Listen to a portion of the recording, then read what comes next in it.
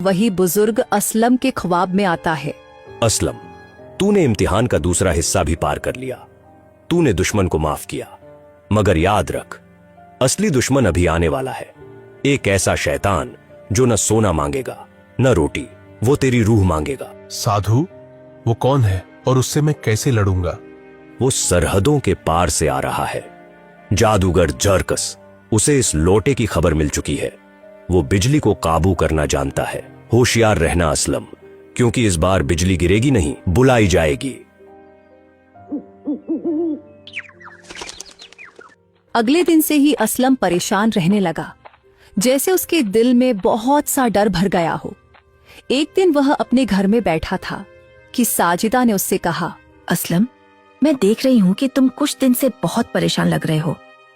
अब तो उस सेठ से भी हमारी जान छूट गई है, फिर अब तुम्हें किस बात की परेशानी है?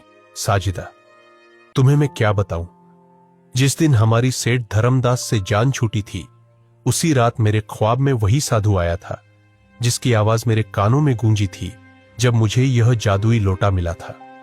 वह मेरे पास आकर बोला, तुमने अभी 2 इम्तिहान पास किए हैं, अब मेरा तीसरा इम्तिहान बाकी है जो उनसे भी ज्यादा मुश्किल होगा। असलम, तुम फिक्र मत करो, भगवान हमारे साथ है।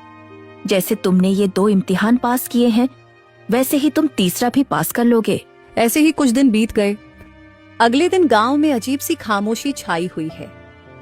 हवा में एक ऐसी ठंडक है जो हड्डियों को चीर रही है। असलम अपनी झोपड़ी के बाहर बैठा उस लोटे की हिफाजत कर रहा है, मगर उसकी आंखों में नींद नहीं, खौफ है। अचानक बादल गरजने लगते हैं, मगर ये बारिश वाले बादल नहीं हैं। ये बादल काले नहीं, बल्कि खून की तरह सुर्ख लाल है। साजिदा, तुम नूरी को अंदर ले जाओ। बाहर मौसम बहुत खराब हो रहा है। मुझे लगता है कोई ना कोई खतरा आ रहा है, इसलिए तुम बाहर मत आना। लेकिन आप किस खतरे की बात कर रहे हैं? कौन सा खतरा जो यहाँ आ रहा है? कि मैं तुम्हें अब भी नहीं बता सकता। तुम बस अंदर चले जाओ और बाहर मत आना, और नूरी को भी बाहर मत आने देना। तुम तो बाहर हो ना, ऐसा ना हो कि तुम्हें कुछ हो जाए, इसलिए तुम भी हमारे साथ अंदर आ जाओ। मुझे कुछ नहीं होता साजिदा, तुम मेरी फिक्र मत करो। मैं भी थोड़े समय में अंदर आ जाता हूँ। फिलहाल तुम अंदर चले जाओ और नूरी को भी अपने पास ही रखना।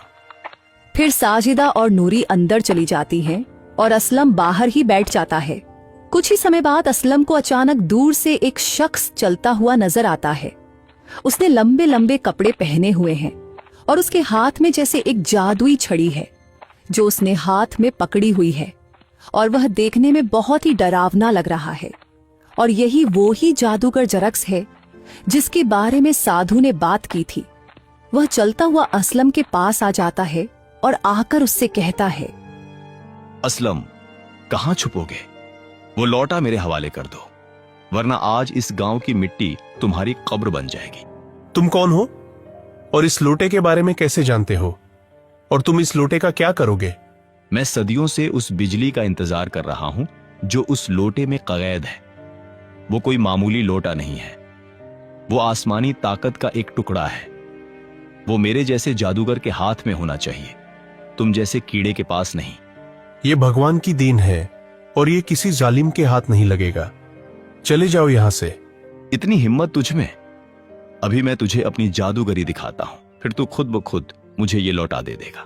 जरकस अपनी लाठी हवा में घुमाता है। अचानक जमीन से आग की लपटें निकलने लगती हैं और असलम की झोपड़ी को घेर लेती है। साजिदा और नूरी अंदर फंस जाती हैं। पिताजी, बचाइए हमें, यहाँ आग लग गई है और यह आग हम तक पहुँच रही है। कुछ करें, हमें यहाँ से निकालें। असलम, नूरी का दम घुट रहा है, हमें जल्दी यहाँ से बाहर निकालो। ऐसा ना हो कि नूरी को कुछ हो जाए, उससे पहले हमें बचाओ। जादूगर झरकस, तेरी दुश्मनी मेरे साथ है। इन दोनों का कोई कसूर नहीं है, इन दोनों को छोड़ दो। तो फिर लाओ वह लौटा। एक तरफ तुम्हारी बीवी और बेटी की जान है और दूसरी तरफ ये तांबे का लोटा।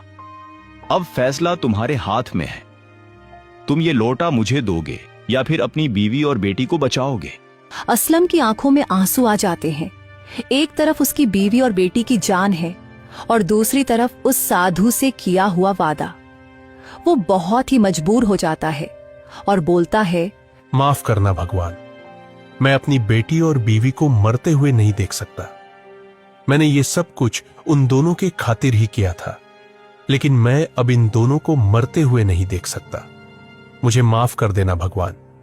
ये लो जरकस, ये लो लोटा ले लो और मेरे परिवार को छोड़ दो। फिर असलम वह लौटा जरकस की तरफ फेंकता है। जैसे ही जरकस वह लौटा पकड़ता है, आग की लपटें उसी वक्त गायब हो जाती हैं। आखिरकार ये मेरा हुआ। अब मैं पूरी दुनिया पर हुकूमत करूंगा। मैं हर बिजली को अपनी मुट्ठी में कैद कर लूंगा।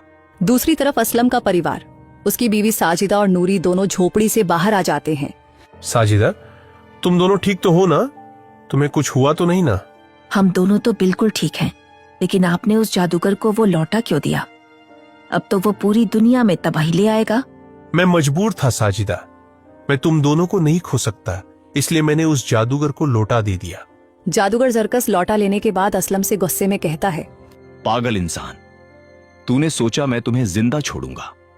अब जब मेरे पास ये ताकत है तो सबसे पहले मैं इस गांव को राख कर दूंगा। फिर जादूगर जरकस लौटे को हाथ में रखकर काला मंत्र पढ़ता है, जिससे काले बादल छाना शुरू हो जाते हैं और बिजली गिरना शुरू हो जाती है।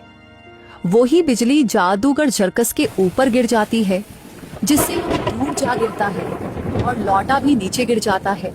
वो बिजली गिरने से जादूगर जरकस की जितनी भी शक्ति थी वो सारी खत्म हो जाती है। और उसी दौरान वो ही साधु जिसने असलम को वो लौटा दिया था, वो वहां पर प्रकट हो जाता है और जादूगर जरकस से कहता है, तूने सोचा कि तू कुदरत की ताकत को चुरा लेगा। ये लौटा सिर्फ मोहब्बत और कुर्बानी को पहचानता है। तूने इसे लालच और खून से हासिल किया है। अब यही तेरी कब्र बनेगा। नहीं, मुझे माफ कर दो। मुझसे गलती हो गई। मैं लालच में आ गया था शक्ति पाने के लिए। मैंने कहा था जादूगर जरकस कि लालच का अंजाम बहुत बुरा होता है। जो बिजली तुमने हम सबको खत्म करने के लिए मांगी थी, वही बिजली ने आज तुम्हारी सारी शक्तियां खत्म कर दी है। फिर उसी समय वह साधु जादूगर झरकस पर हमला करता है, जिससे जादूगर झरकस झलकर भस्म हो जाता है और उसी दौरान साधु भी वहां से गायब हो जाता है और वह जादुई लोटे की भी चमक खत्म हो गई थी। जादूगर झरकस की शक्तियों के साथ उस लोटे की भी शक्तियां खत्म हो गई थीं। असलम, देखो, इसकी चमक चली गई है। क्या यह अब मामूली बर्तन बन गया है? असलम ने लौटे को देखा। उसमें अब न सोना था, न ही कोई जादू, मगर असलम के चेहरे पर एक सुकून था। साजिदा, इसका मकसद पूरा हो गया। इसने हमें मुश्किल से निकाला, हमारा इम्तिहान लिया और एक जालिम का खात्मा किया। असली चमत्कार यह लौटा नहीं था, बल्कि वह सब्र था जो हमने मुश्किल वक्त में दिखाया। अगली सुबह गांव में हर तरफ अमन था। सेठ धर्मदास ने अपनी गलतियों की माफी मांगी और असलम का सारा कर्ज माफ कर दिया। असलम ने वह लौटा वापस उसी पुरानी दरगाह के पेड़ के नीचे दफन कर दिया, जहां से उसे मिला था। भगवान, तेरा शुक्र है, तूने मुझे इतना दिया कि अब मुझे किसी जादू की जरूरत नहीं है। मेरी मेहनत ही मेरी सबसे बड़ी दौलत है।